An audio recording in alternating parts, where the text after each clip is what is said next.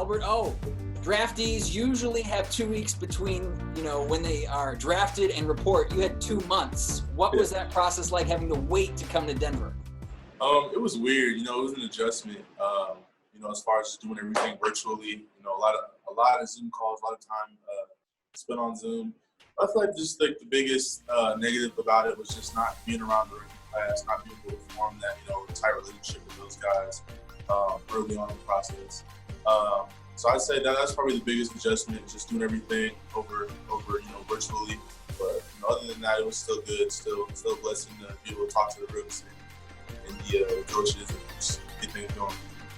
What were those first few meetings like? Because rookie classes, they get to bond typically in person, but you guys had to do all that virtually. What was the bonding experience like?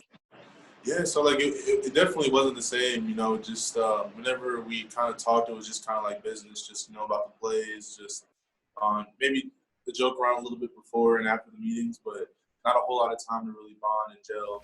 What was the summer like for you getting ready? Because I know guys usually have access to gyms, guys, jugs machines, whatever. Different guys do different things. What was that process like for you?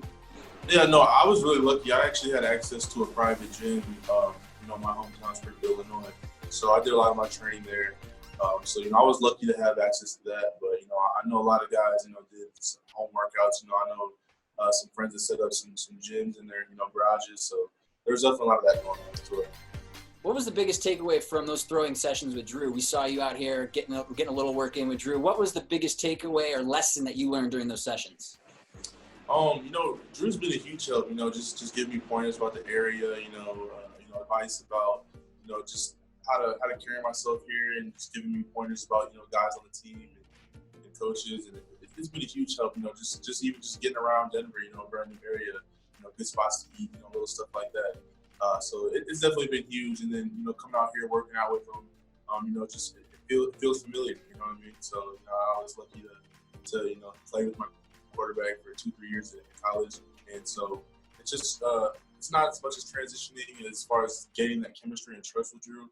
It's mainly just, getting the offense down and, getting that down smoothly.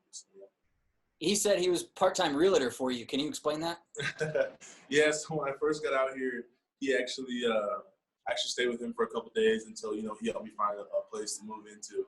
And he was a huge help, like I said, just knowing the area. He gave me a lot of pointers on good places to live and a lot of different, apartment complexes and that sort of stuff. So he definitely helped me out, helped me get all my stuff moved in.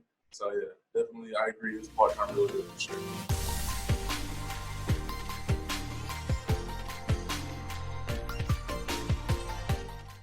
When you're learning the playbook virtually, what's the most important thing for you? Are you running play calls back, verbally to yourself? Are you looking at tape? What's the biggest learning tool for you? The biggest thing is really just, because the biggest adjustment is the huddle. Getting used to that. So just looking at it and seeing the play title and formations, it's gonna help. It's not gonna really get it done for you. So having someone read it off and mentally picture yourself where you line up and your assignment, that's definitely the biggest help for sure.